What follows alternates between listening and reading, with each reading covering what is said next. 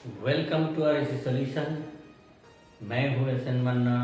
आज आप लोगों को बताएंगे 3 OLP का सब एयर कंडीशनर का वायरिंग के बारे में। आप लोग जरूर देखिएगा, बहुत अच्छा है। 3 कैसे इस्तेमाल होता है इसके बारे में आप लोगों को पता चल जाएगा। देखिए कैसा है।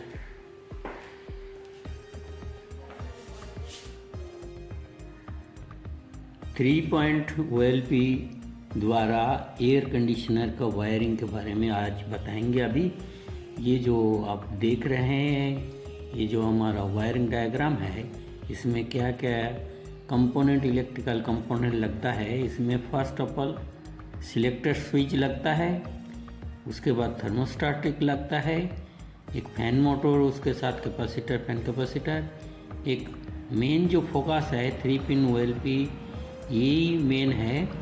इसके द्वारा कैसे ये रिले जो होता है हमारा प्रेशर टाइप रिले है, और स्टार्टिंग कैपेसिटर उसके साथ है, और एक ये रनिंग कैपेसिटर है, एक कंप्रेसर है।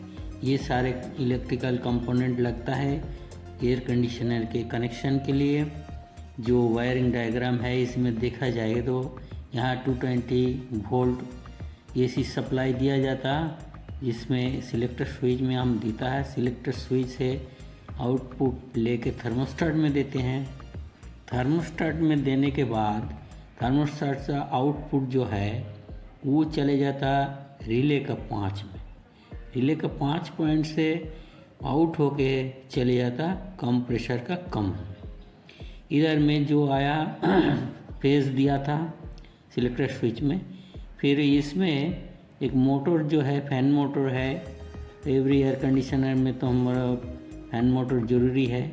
इसमें हाई लो इसका 2 स्पीड रहता है, और इधर में निगेटिव दिया जाएगा। निगेटिव देने से इसका फैन का कनेक्शन कंप्लीट हो जाता। निगेटिव OLP का नंबर 1 पॉइंट में दिया। मेन जो हमारा फोकस है 3 OLP का 2 पॉइंट से आउट होता है। 2 पॉइंट आउट होके एक देता है रनिंग कैपेसिटर में। रनिंग कैपेसिटर दूसरा पिन जो है हम दे देते हैं रिले का 2 नंबर पॉइंट पे। रिले का 2 नंबर पॉइंट से चले जाता कंप्रेसर का स्टार्टिंग में। अरे और जो पॉइंट हम रनिंग कैपेसिटर में दिया है आउटपुट OLP से आके, उसको हम सीधा दे रहे हैं कंप्रेसर रनिंग में।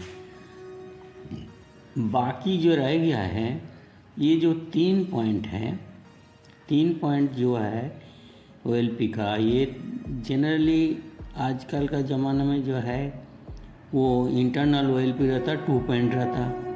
कुछ फ्रिज में भी 2 पॉइंट रहता, लेकिन 3 पॉइंट का बहुत कम इस्तेमाल होता है। 3 OLP का फ़ायदा ये है, जो हमारा रिले है pressure type relay, 3 number point starting capacitor भाया होकर 1 नंबर रिले में घुसता है। तो उसमें क्या है, 1 और 2 के अंदर एक कॉन्टैक्ट पॉइंट रहता। वो कॉन्टैक्ट पॉइंट क्या होता है, स्टार्ट होने के बाद स्टार्टिंग कैपेसिटर को अलग कर देता।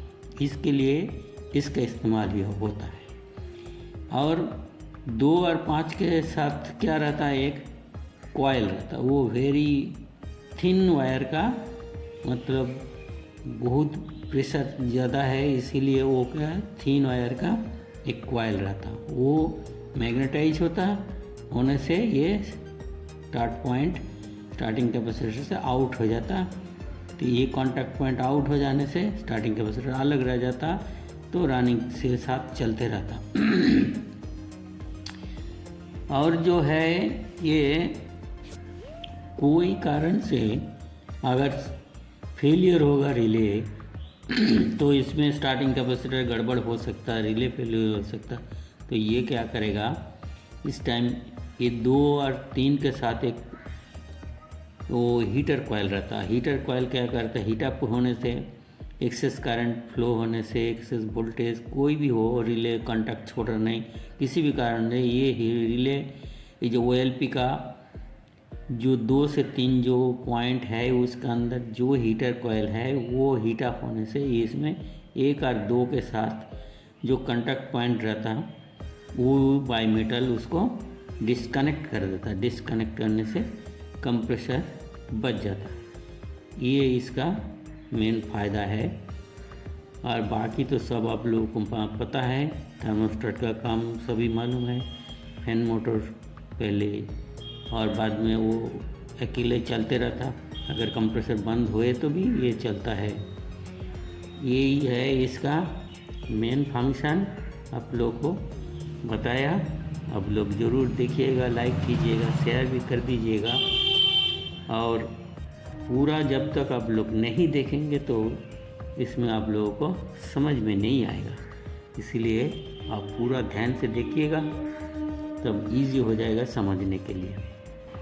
Thank you for watching this